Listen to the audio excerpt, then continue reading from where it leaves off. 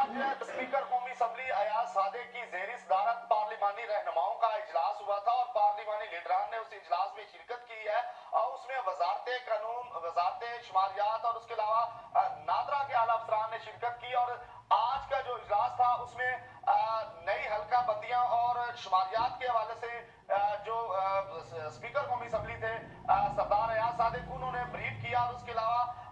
जो के शुमारियात और दूसरे मामला थे उस जारी रही और उसमें नई हल्का बंदियों के हवाले से बातचीत की गई, मुशावरत की गई और उसके अलावा जो सीट्स थी 272 उस हवाले से भी बातचीत की गई। तो इस इजलास के बाद स्पीकर कौमी असम्बली अयाज सादिक ने मीडिया से बात भी की और उन्होंने बताया कि